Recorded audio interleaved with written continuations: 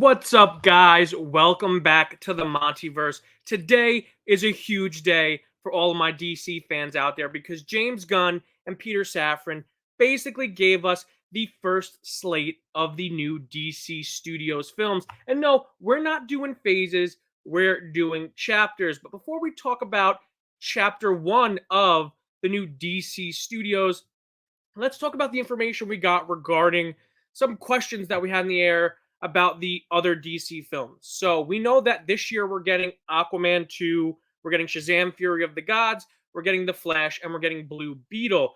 During James Gunn's presentation, he said that all of these films could kind of weave their way into the new DC studios, into the DCU, if you will.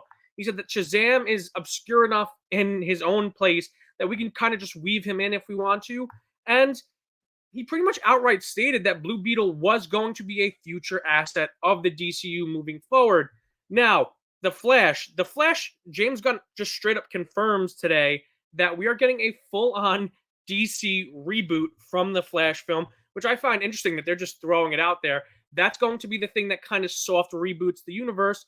And Aquaman, they even confirmed that we're probably going to get an Aquaman 3, as Peter Safran said that Jason Momoa always saw Aquaman as a trilogy of films. So yeah, it's not a full-on reboot. We're still going to have some kind of connective tissue to the pre-existing DCU, and they left it open to the possibility that we may see some of these characters along the line and we may not.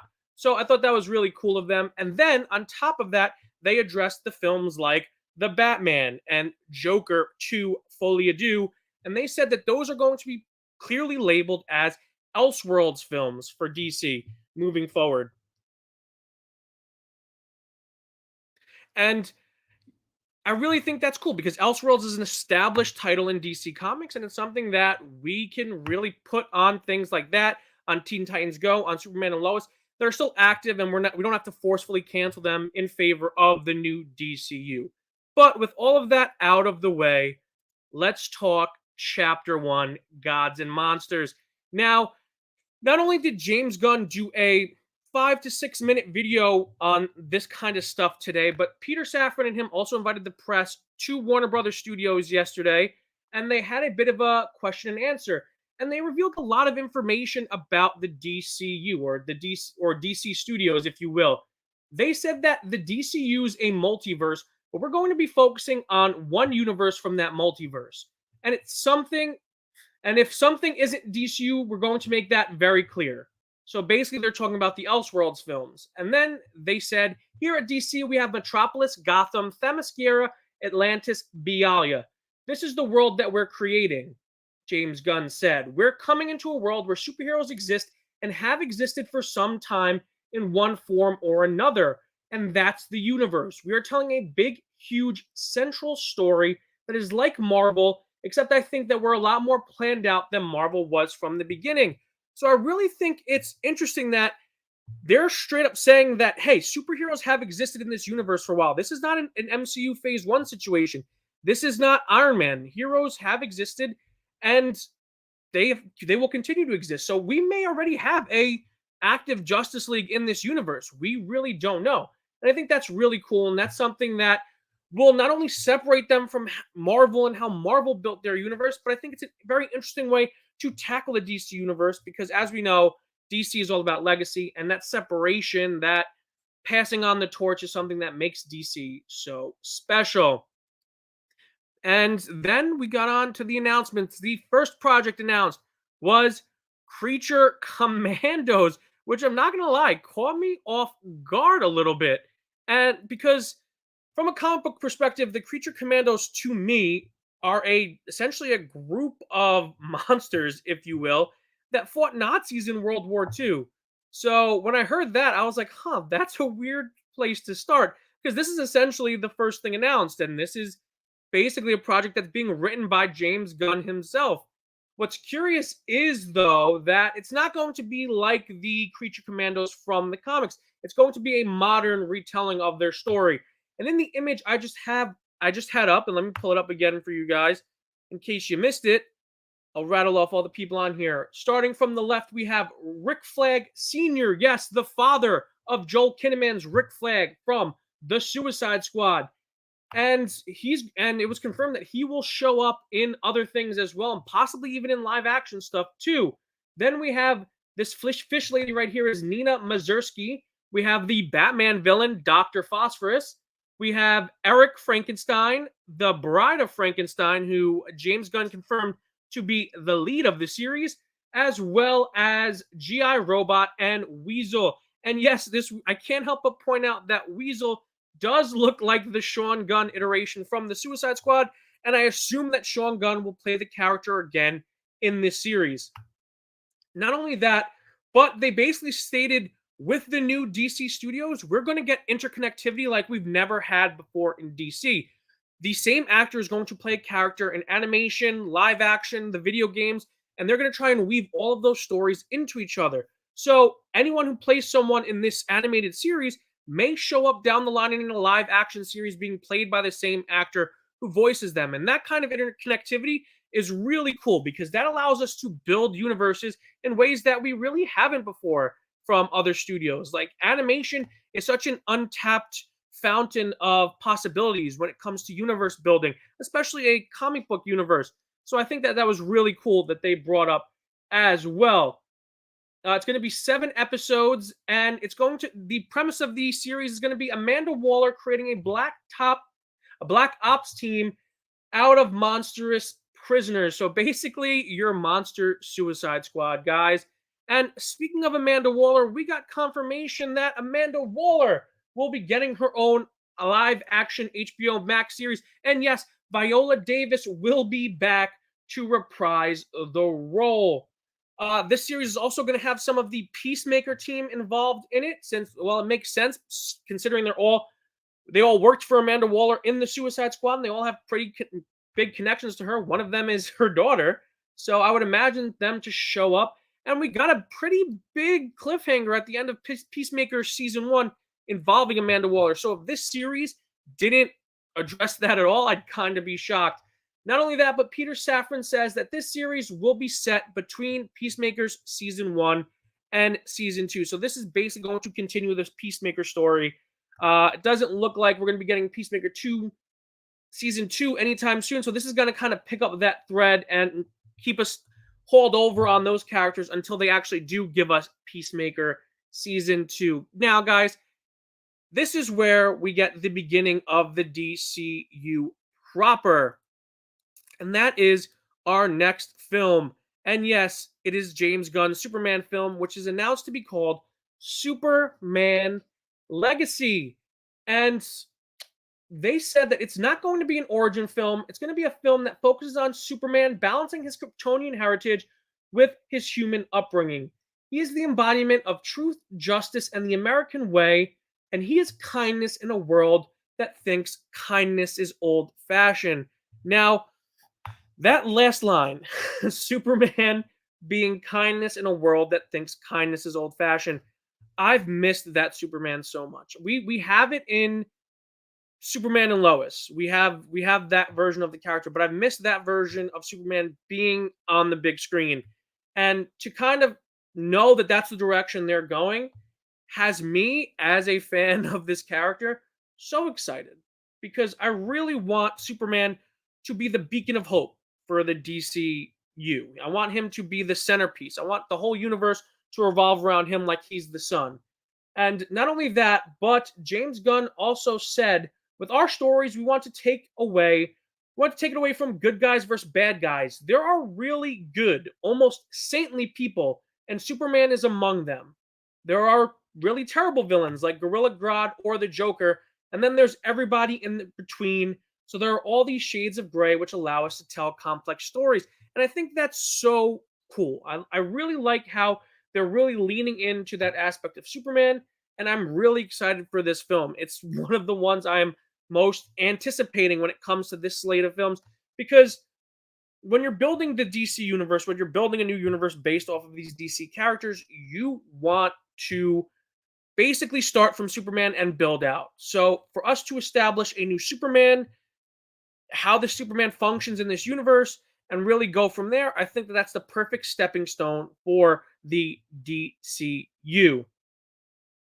But what do you guys think? If you have any thoughts or on anything, drop your comments down below in the chat, and I'll make sure to get to you guys, and we'll take it from there. But moving on, we have our next title that was announced, and that is Lanterns. Yes, people, Green Lantern is coming back. We're getting Green Lantern Redemption, baby. This series is going to essentially take the place of the Green Lantern HBO Max series that's been in development for years, and it's going to feature Hal Jordan and Jon Stewart.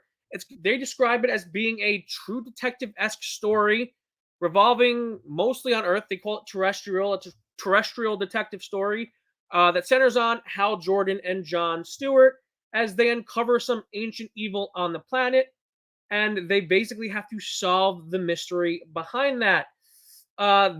They basically said that the mystery behind this show leads into the overall story we're telling throughout the different movies and television shows. We find this ancient horror on Earth, and these guys are basically super cops on Precinct Earth. That's interesting. That's a unique way, that's a unique perspective to take the Green Lantern Corps in. I think that the movie failed in that it tried to be too big and it lost the human element of the characters. I think we lost a lot of the what makes Hal Jordan special in that movie, and I think this series, in trying to make it a buddy cop, a good cop, bad cop, a fun cop partnership movie between Hal and John, who have very different personalities. I think that that's a really cool idea, and to make it more serious and dark and true detective type is a really unique way to tell the story of the Green Lantern Corps.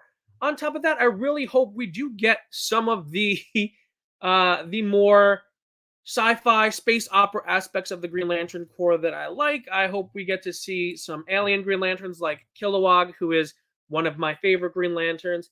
But yeah, it's cool. It's gonna be cool because this is basically going to, with this series, they say that they're going to weave back and forth between the films and television shows.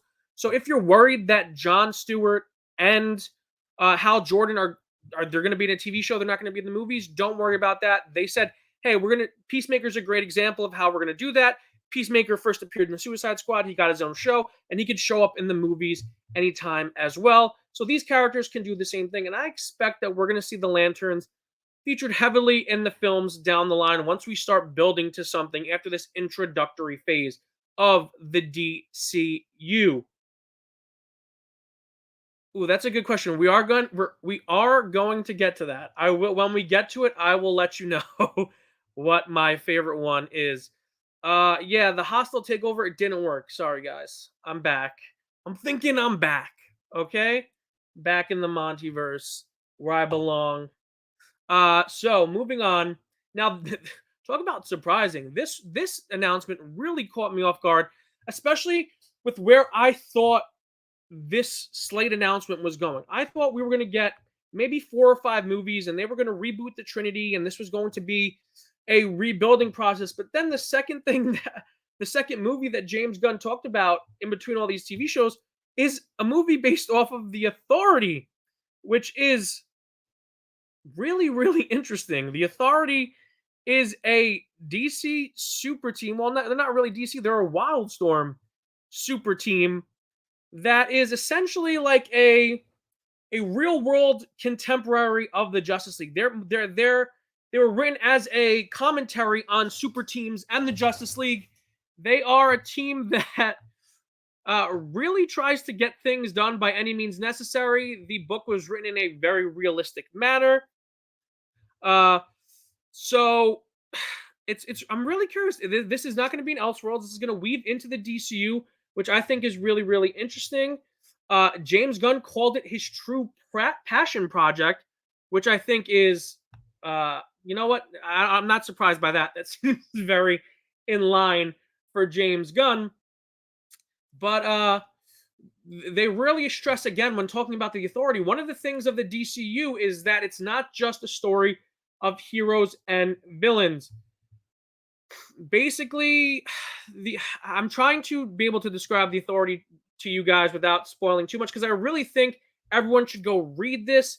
This is a fantastic comic book. It really helped propel comics into the modern age that we're currently in. It really helped Some even say it inspired the Ultimates, which in turn inspired the MCU. So if it wasn't for the Authority, we would have never gotten the MCU the way we have it now. So I think it's a really interesting team to use. And what's great about it is a team that doesn't require buildup. Like you have the Justice League and you have teams like the League or the Teen Titans where it requires some buildup. You want to get introduced to these characters and build up to that big team movie. The Authority are a team that integrates so well together already, and they don't need that pre-existing buildup in order to form. They could just be out there doing their own thing. Uh See, that's a cool idea. I'm glad that you brought this up because one, like the ideal villain that I always imagined for the DCU Superman movie, the way that James Gunn had always described him, was going to be the Elite. Was going to be like Manchester Black and the Elite. I think that would be a very good new villain to introduce in a Superman movie that could tell the story that they want to tell about a very uh, good saintly Superman. So yeah, they definitely could be building to that. There's obviously many interactions between Superman and the Authority. There was Superman and the Authority comic, which was part of DC. Not it was more post Rebirth, more Infinite Frontier in DC Comics, where Superman kind of teamed up. KB8, I see your comments. We will touch on that when we get to the Batman stuff. But yeah, I have a lot to say about the Batman news. So basically, some more quotes about from James Gunn and Safran about the Authority is that the Authority is a very different kind of superhero story. They are basically good intention, but they think that the world is completely broken, and the only way to fix it is to take things into their own hands. Whether that means killing people, destroying heads of state, changing governments, basically whatever they want to do to make the world a better place. We'll see how that journey goes for them. They are the morally great characters in our DCU. Yeah, no, they're definitely morally great.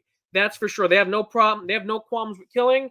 And I'm really, you know what? I'm really excited to see Apollo and Midnighter on the screen because I think those are two very, very interesting characters that are long overdue for live action appearances. So yeah, the Authority. This is the one I'm most curious about execution wise because while this is a pretty famous team, if you're in the know in comics, there's not a ton of like super fans for the Authority. So this can be a Guardians of the Galaxy situation where they take this team and they twist it and change it to whatever fits the universe they're trying to build best. And I think that that's really cool and intriguing, and I'm excited to see that. But let's go from the Authority to Themyscira and let's talk Paradise Lost. Paradise Lost is going to be a show that takes place on Themyscira pre the birth of Diana. So this event takes place well before the birth of Diana Prince on Themyscira, and it's described to be a Game of Thrones-esque series that is going to involve a lot of politicking, and it explains the inner workings and the royal family and how Themyscira operates in a way that we've never seen before. And what's really cool is that the DCU is kind of taking, when it comes to their series, they're taking HBO series that have already existed and they're kind of remanufacturing them to fit a DC mold, right? So we have Lanterns, which they describe as True Detective-esque, and now we have Paradise Lost, which they describe as Game of Thrones-esque. And that's really curious. Like that's the differentiation in tones and genres in the TV series as well as the movies is something that's really exciting, and it really shows that they don't want to tell. Listen, I love the MCU, but Phase One of the MCU is very cookie cutter. It's origin story, origin story, origin story, origin story, all building up to a team film. Whereas this kind of feels like we're existing in a pre-established universe. We're going to ease our way into it, and then we're going to be telling these different, unique stories that are going to be writer and director focused. And I think that that's really, really cool, and I really like how they're approaching this slate of films. Uh, this is true. This is very true. I mean, there have been. Listen, there are a lot of interesting things that they can do with the series. There's a lot of interesting characters that they can introduce in this series that were around, well into the past of the DC universe that are they don't really need to be around when Diana's around. So you're absolutely right. It's all in execution. We can be excited about the announcements of these projects, but the really exciting part is that no, I'm not going to do that.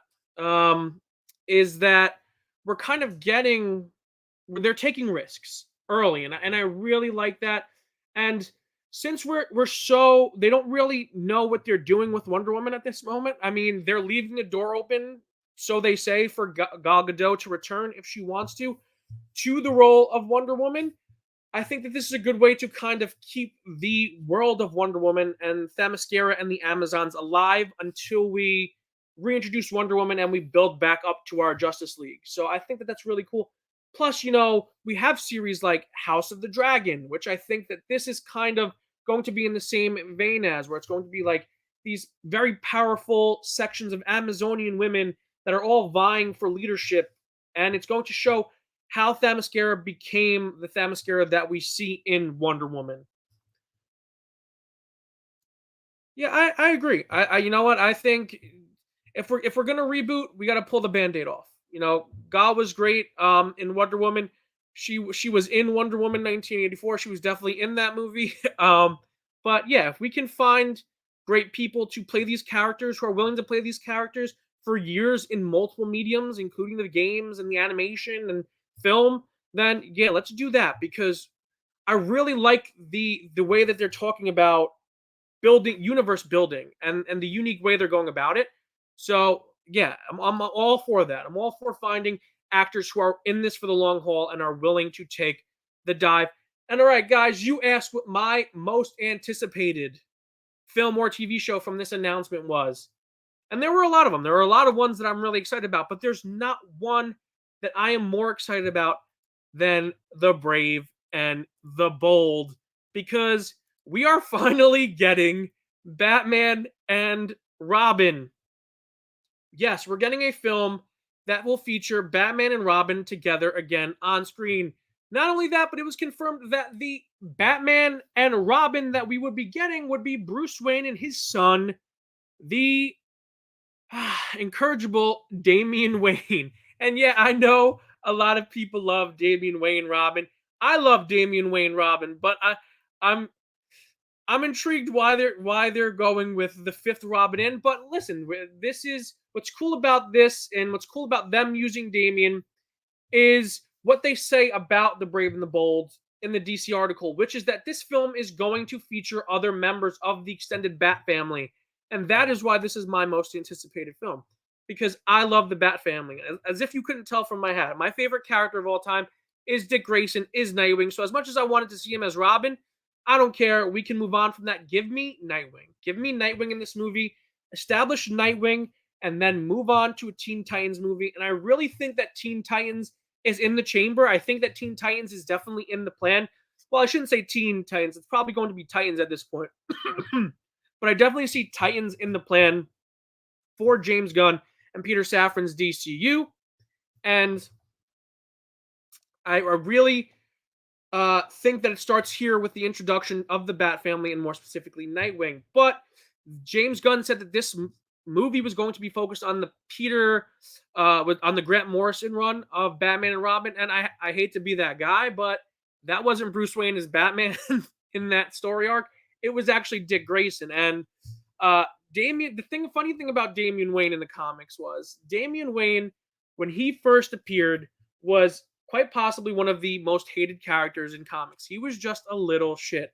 He was the most annoying little brat you would ever read in a comic book. And what really redeemed the characters after Bruce Wayne's death in the comics, because comic books deaths are never really deaths, is that he was paired with Dick Grayson as Batman, and the dichotomy in their relationship, the jovial, smiling Dick Grayson as Batman and the scowling, arrogant, hard-headed Damian Wayne as Robin, created such a unique perspective for those characters and such a refreshing take on the dynamic duo. And that's what really made that story arc special. So I really hope that uh and I'm pretty confident he does. I'm pretty confident that James Gunn understands the relationships between the characters, and that's why I'm so confident we will be getting a Dick Grayson in this movie. And also, to have an existing Bat family means that we can tell story arcs like Under the Red Hood, which is something that I thought we were definitely going to get with our last Batman. But no, alas, that was not in the plans for that. But yes, give us Jason Todd, give us Red Hood, give us Tim Drake. I love Tim Drake personally. I know people, he's not everyone's favorite Robin, but I love Tim Drake. I think he's an amazing character. Give us Stephanie Brown, give us Cassandra Cain, not the Birds of Prey one. Give us the good Cassandra Cain that we all know and love from the comics. Give us Babs as Oracle, I'm in. I'm 100% in. As soon as they said the word Bat Family, I'm in. And not only is this great because even though they did confirm that we are going to be continuing Matt Reeves, the Batman, and we are going to be continuing with Robert Pattinson as Batman, this version of Batman is so far removed from that. Whereas that Batman is younger, he's by himself, he's a loner. This Batman is going to be, probably somewhere between year 5 and 10 of his career. He's going to be an older veteran vigilante, and he's going to have some experience behind him. Not only that, but it's going to be more comic booky. And to have a Batman that's set in a more comic booky world as opposed to the more realistic world of the Matt Reeves universe, it's going to be so tonally different from each other. It's not going to feel repetitive. So I think this announcement is awesome. I'm so excited for this. James Gunn did confirm that we are getting a brand new Batman for the DCU. It's not going to be Pattinson and it will not be Batfleck. And I'm assuming it won't be Keaton, because if it was Keaton, why would he not just say, "Oh, and returning to the role of Batman is Michael Keaton once again to lead the DCU as Batman"? No, so I think we're going to be getting a new actor to play a brand new version of Bruce Wayne, also known as Daddy Bruce Wayne here, patriarch of the Bat family. No, Zach, you are wrong. Robin is not just Robin. Robin is a human. He's not a bird that arrives during springtime. So unfortunately, no, you are wrong about that. Sorry, my friend. Uh, and in case you're wondering, we got news on the sequel, on the release date of the Batman sequel, and that's going to be October 3rd, 2025. So moving on from Batman the Brave and the Bold onto Booster Gold. And yeah, everybody loves Booster Gold. I love Booster Gold. And what's cool about this is Booster Gold is essentially a janitor from the future who worked in a museum and took a bunch of super powered futuristic tech and came back to the past to become a superhero. He is essentially visions of grandeur personified. He wants to be famous so bad, and to have this character come into the DCU, I think is going to be a really, really interesting series. This is going to be an HBO Max series. It's going to be so totally different from the past couple of things we talked about. I imagine this, if we're going to keep comparing things to HBO series, I guess we'll compare this to Entourage. I guess, in the sense that it'll be glitz and glamour, and Booster Gold will want to just be the most famous being on the planet. Uh, James Gunn describes him as imposter syndrome as a superhero, and yeah, I can't help but agree with that. Um, and yes, Lennox, Zach, Robin is a mantle that has been passed down throughout the generations. The first being Dick Grayson. He created the name of Robin, and the title has been passed on. He has since become Nightwing, the greatest hero in the DC universe, who now leads the DC universe and the premier DC universe team, the Titans, in the comics. So everyone go read the Nightwing comic book, because guess what? It's super awesome right now. But yeah, we're not talking about the comics. We are talking about No One Apologized, Get Good. I agree. Booster Gold can be very funny and very sad at the same time. He is a complex character, and I really like the characters they're choosing, because all of the characters they really chose in this slate so far are all pretty complex characters. Not only is Booster Gold a complex character, but since we know that Blue Beetle is coming into the DCU, is going to be absorbed into the DCU, that means we're going to have a Blue Beetle and Booster Gold that exist in the same universe together. And that means we have to pair them up. We have to get Blue and Gold. Hopefully, we can get Ted Kord's Blue Beetle and Jolo Dueña's Blue Beetle to appear in the Booster Gold series at some point. And maybe season 2 of that show will be a Blue and Gold show, and we'll get that classic pairing of characters. Because listen, you don't bring Booster Gold into the DCU that already has a Blue Beetle if you're not going to do Blue Beetle and Booster Gold. It just makes no sense. So I have no doubt in my mind that James Gunn is planning to bring those characters together. Just because, listen, as a comic book fan, the way James Gunn spoke in his video and in these interviews and reading these snippets of interviews that I've been reading, he references so many different writers and comic book arcs and comic book storylines and specific comics in general that this guy is very in tuned into the DC universe as a whole, whether that's in media, in any form of media. And I think he knows what we as the fan base want as a fan himself. So that's really cool. Booster Gold, really, really interesting character. So yeah, I'm very excited to see that. Yes, Booster Gold will land the role of Aquaman, just like Vinny Chase in Entourage. So we will have an episode where Booster Gold will be playing Aquaman based off of the character Aquaman starring Jason Momoa from the movie Aquaman. Yes, yeah, they very did. And not only did they do that, but also Batman the Brave and the Bold animated series paired the two of them in an episode as well. And that was also an extremely sad, very sad story too. So yeah, I think that there is a lot of good ground to cover with Booster and Blue Beetle. So I think that those two need to get together as soon as possible. Who knows? Maybe down the line we'll even get a Justice League International movie. How wild would that be? We got Blue Beetle and Booster Gold. We're gonna get Fire and Ice and Martian Manhunter addicted to Oreos. We're gonna get Guy Gardner getting one punched by Batman. We're gonna get Fire and Ice and just all of these wonderful, wonderful stories. So that is Booster Gold. And again, if you guys have any questions or comments on these things, just keep writing them in the chat.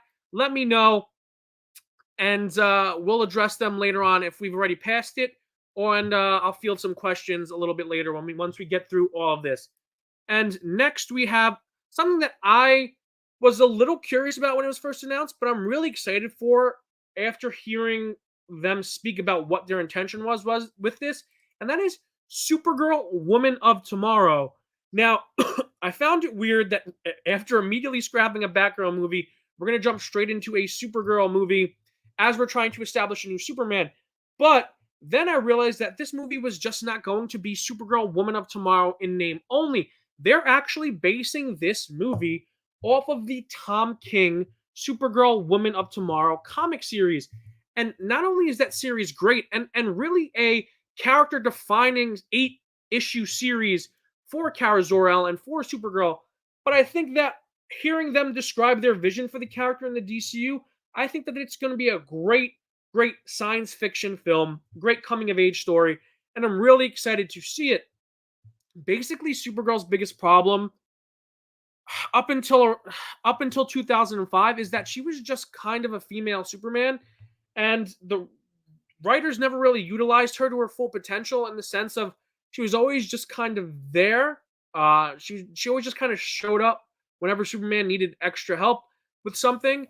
And from 2005, from her reemergence post Infinite Crisis, they really started to explore the trauma of the character and the fact that this is Kara Zor-El who grew up on Krypton before being sent to Earth, and having spent time being floating through space in suspended animation before she landed on Earth, she essentially arrives on Earth, and not only to a world that blew up, but to a cousin, Kal-El, who she knew as a baby is now a full-grown man.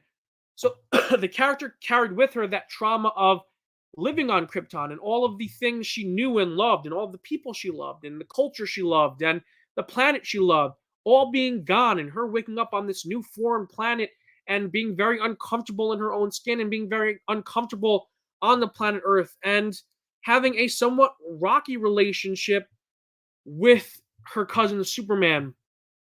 And while that developed over time, Tom King's story really explores the character in her own right and as a young woman and as a superhero. And I think that that's a really, real cool story. I'm not going to really spoil the story arc itself in the comics because I think everyone should read it. It's what was one of the best comics of last year. And yes, the last issue was published in February of 2022.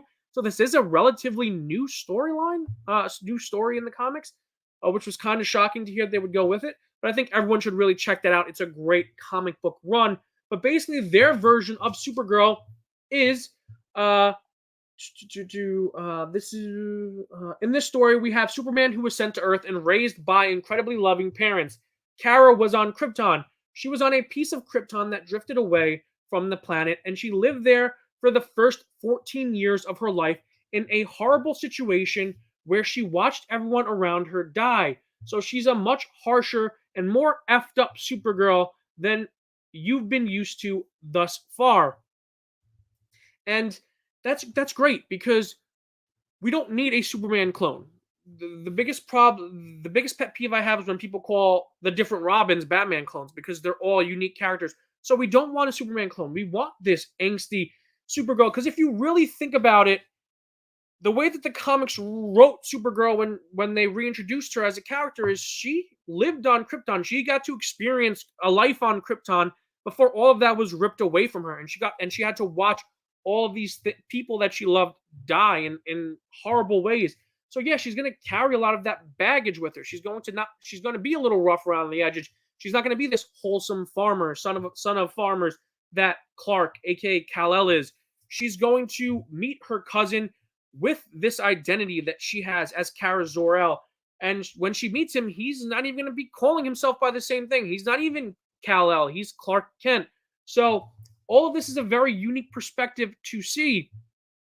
This is a good question. Maybe I can't tell you if the planet itself is going to be it's just going to be a chunk of planet floating through space, or if they're going to kind of do a bottled city of Kandor type of thing, where in the comics, Kandor was shrunk into a bottle city by Brainiac. Yeah, comic books are weird. And Superman then discovers it, and he has it in his Fortress of Solitude. So maybe that's teasing that Brainiac is going to be involved in some way, shape, or form, and that he's going to have taken that chunk of Krypton, which most likely is Kandor, and maybe he has it in like a menagerie or something. But I can't answer that because I don't know the plot details yet. So yes, while all of these announcements, like Tyler, you hit on that, while these announcements are crazy and exciting and we can speculate as much as we want, we don't really know story details about anything yet. We were given story snippets. We were given general synopses of all of these stories, but we weren't given a lot of details, which I'll talk about when I summarize everything and give my final judgment on the grouping of announcements. But yeah, really excited for Supergirl, Woman of Tomorrow. If it's anything like the comic, if it's even close to being as spectacular as the comic book run was, I think we're really going to be seeing something special and a very unique superhero film. But yeah, let's move on to Swamp Thing. Yes, this is a character that so many people have wanted to see on the big screen. We got a Swamp Thing series that was canceled abruptly due to taxes, some money situation, which was crazy. It was actually a really good show, and I really enjoyed it with Derek Myers as Swamp Thing. That was really great. So this is kind of what they wrapped up with. We're going to be getting a new Swamp Thing movie. It's going to be more horror-based, and they really revealed it to show that they're going to be playing with the different tones and genres of movies in the DCU. Everything's going to have different feels to it, and this is going to be their horror-based film. It's going to explore the darker corners of the DC universe, and it's going to be very horror-based. So they're going to be looking for writers and directors that are really talented horror filmmakers and writers, and that's really cool. Because, summarizing chapter 1 of the DCU, basically James Gunn said that they're trying something a little different with their version of world building. They are uh hey Dylan, what's up, dude? What's going on, buddy? Uh they're trying something a little different. They're not doing director writer to create another major IP, to create another superhero franchise. What they want to focus on is writing and story first, and directors.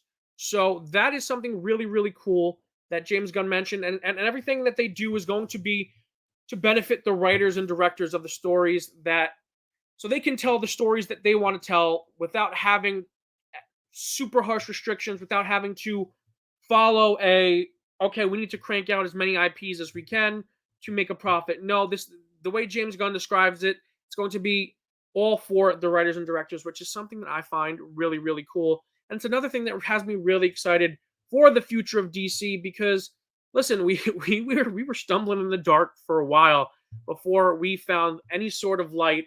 And yeah, we still don't know a lot of what the future holds, but at least we have a future, right? At least we have something that we're building towards. We have a universe with a Superman family that's being built. The Superman movie is called Superman Legacy, and what makes the DC universe so special to me is the legacy characters and is the legacy of these characters and how they move forward throughout their time in the comics.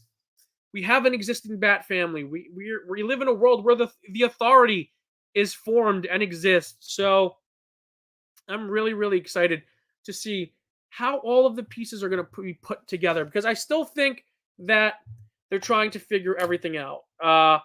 That we have the yeah. This is like I said before. Another thing which was really, really exciting to me as a comic book reader and as a comic book fan is that he's referencing so many stories and he's referencing so many writers. He's basically taking what he likes and he's trying to adapt it to fit into the universe that they're building, which is really, really cool. Because to me, that feels more comic booky than everything, right? Where we're essentially establishing that this universe is already pre-existing.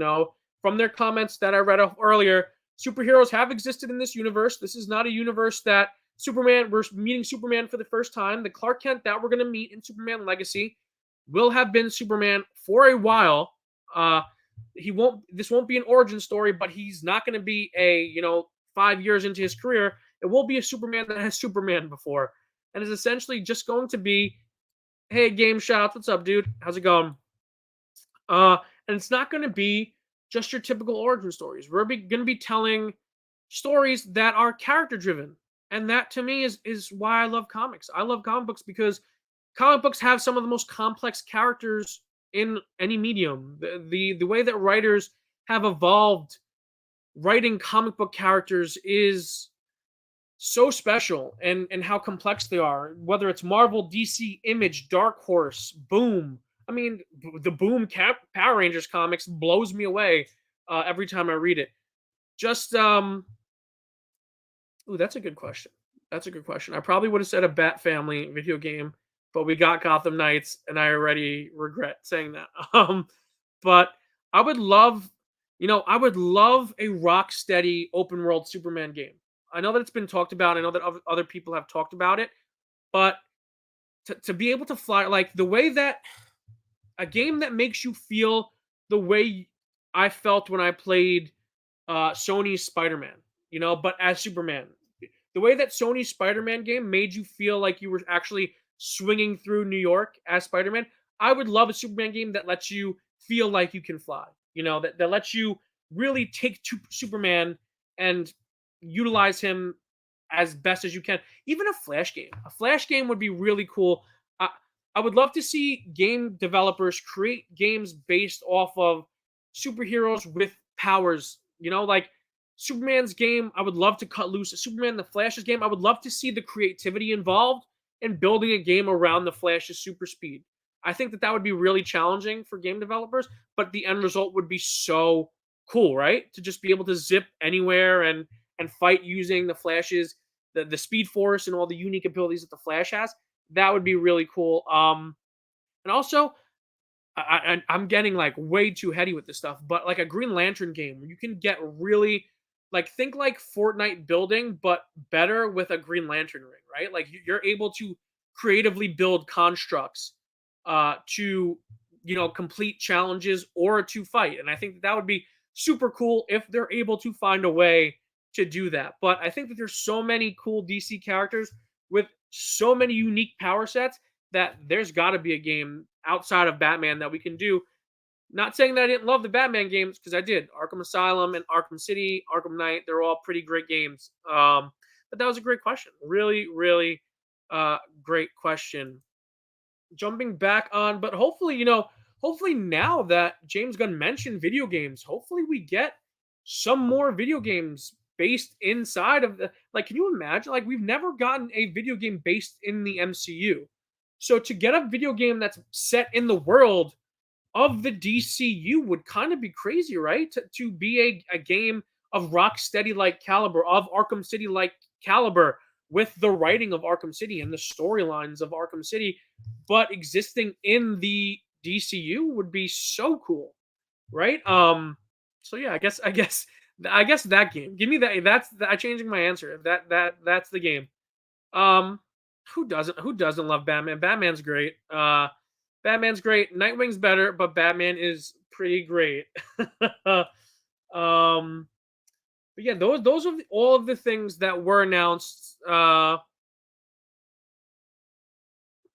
That's true. That's true. Let's see how that game turns out, and let's see what they do after that game. Either way, I'm pretty excited.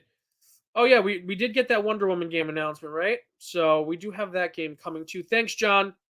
Thanks, John Lestrina. I'm contractually obligated to mention you in the majority of my videos. So thanks for the tip, bud. I appreciate it. But yeah, a lot of exciting stuff. I'm really excited for the animated stuff, to be honest with you.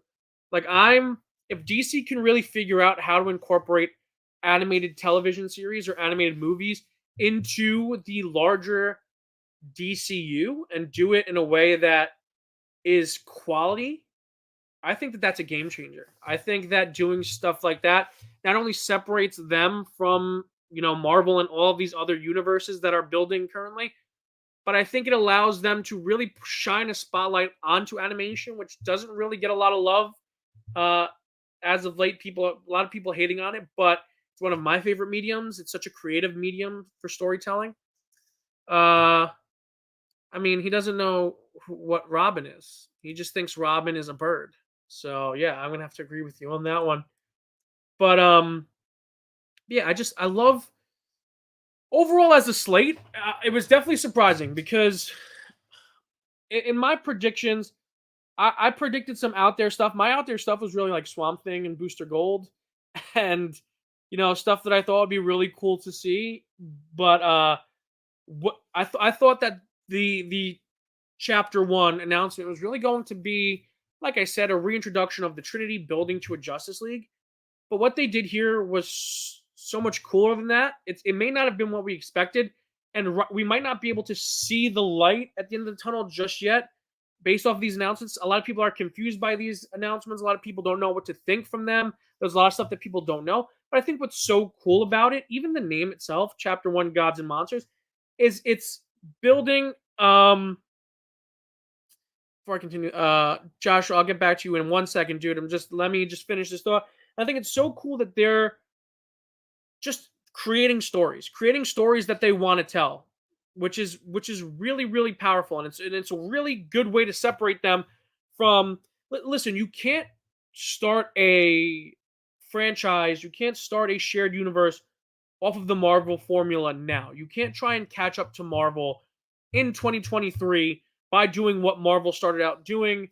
They're just so far ahead. So I think what James Gunn and Peter Safran decided, they took a team of writers. There's Tom King is involved. They mentioned Tom King by name, a comic book writer. He is involved in their roundtable, and they're plotting out the universe. They're building the universe in the room.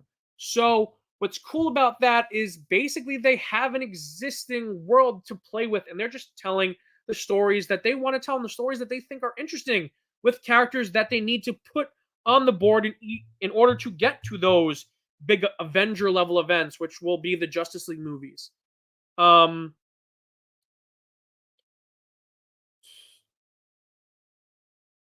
yeah, I mean, yeah, DC. That's what's so cool here. I mean, Marvel. They took listen. The Marvel method is going to be studied from now until the end of cinema, and how they were able to take uh these lesser known characters and create this grounded story and turn it into this larger than life franchise that is extremely comic booky to this day. Whereas DC is really focusing on mythology, they're focusing on the mythos of the characters, and they're treating these characters like they're portrayed in the comic books. They're larger than life. Superman is a god among men. Wonder Woman is an actual god.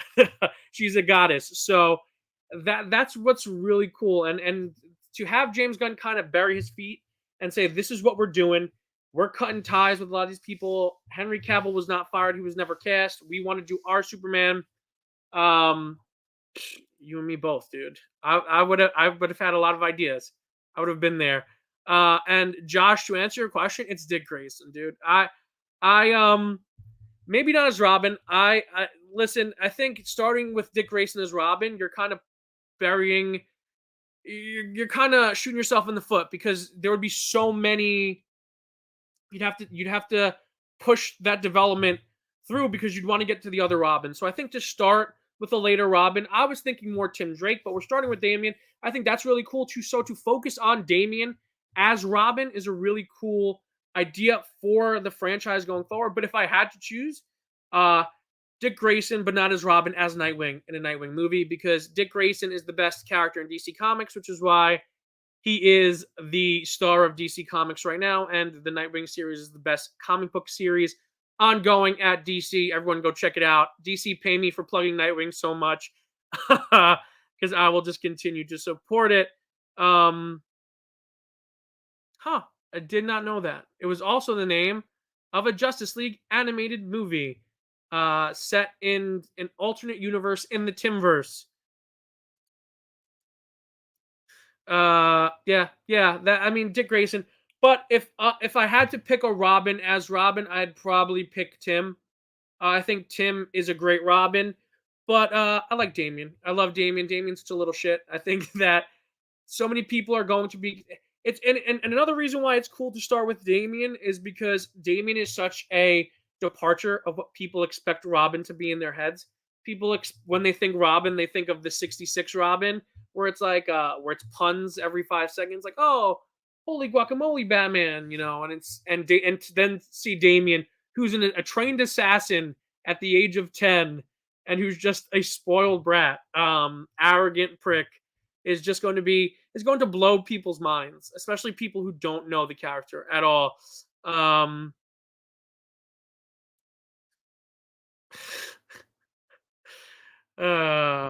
little Dragon Ball Z abridged. I love DBZA. That's a good question. That's a good question. Oof. See, we're already partway into the multiverse saga. Oh man, you're putting me in a tough spot right now, Lennox. Listen, if hmm, I'm probably gonna say my gut.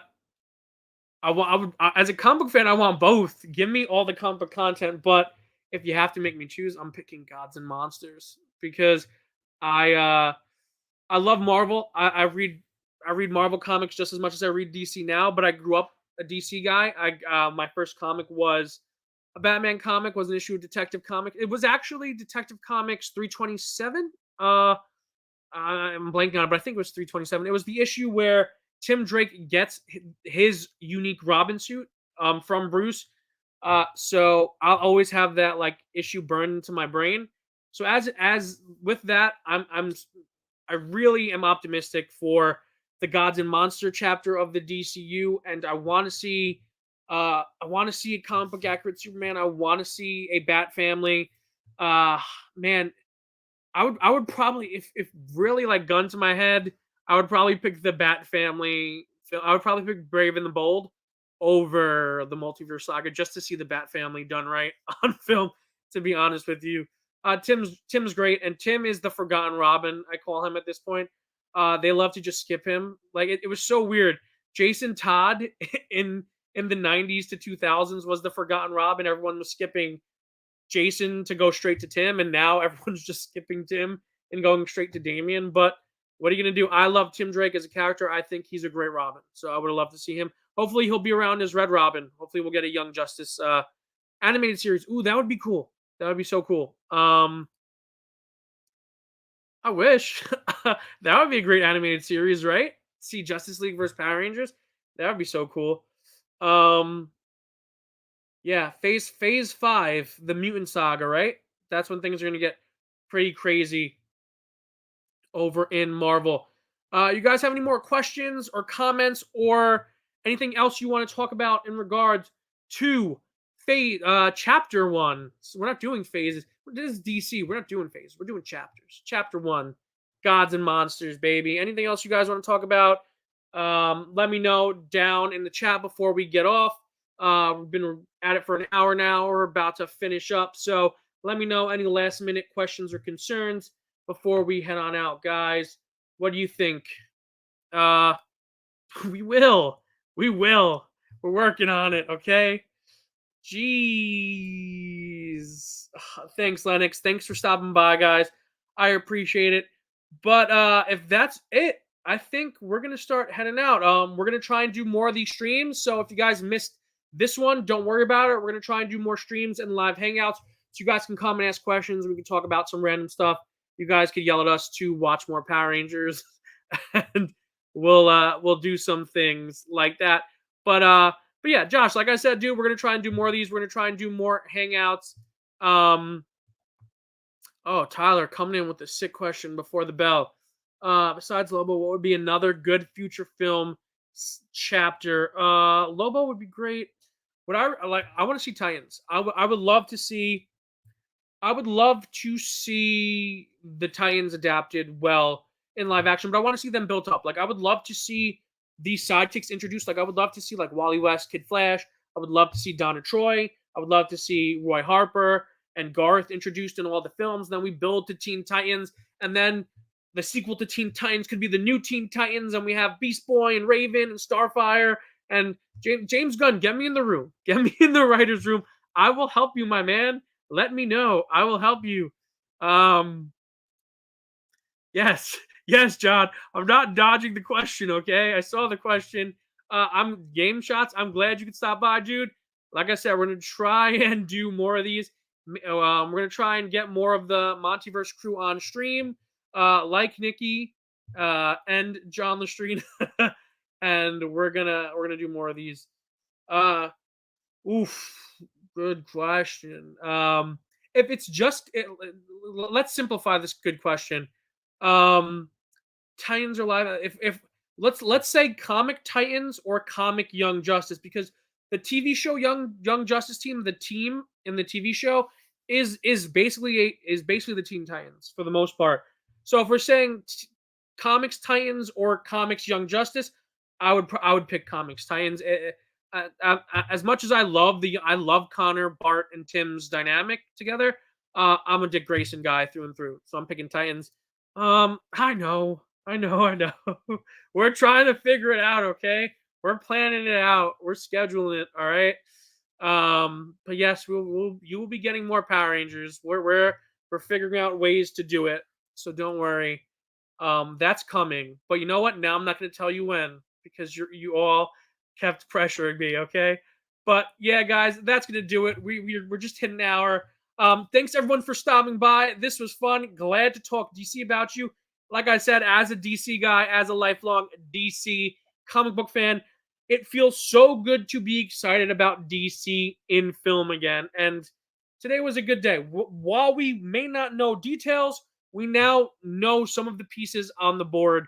So that's very, very cool. Like I said, guys, thanks for stopping by.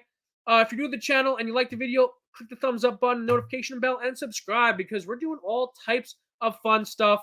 You know, we as people in the chat are telling you, we watch Power Rangers. We do Power Ranger watch along / reaction videos. Nikki usually is with me in the videos. It's her first time watching the series. We're doing a watch through together. It's really fun, and we got a lot of fun Power Ranger content coming out for the 30th anniversary. Oh, guys, before you go, David Yost released the script for Power Rangers: The Quantum Continuum, which was the story he tried to get made through Netflix. So I'm going to be taking a look at that script, and I'm going to probably do a video on that. So make sure to tune into the channel and just keep an eye out for that video. And we're probably going to go live one more time this week to talk about episode 3 of The Last of Us. But if you guys want more of these live videos, if you want more live hangouts where Nikki's here and the rest of the Montiverse here, crew are here, and we're just taking your questions and talking about nonsense, let me know in the comments down below. And until next time, guys, stay versed.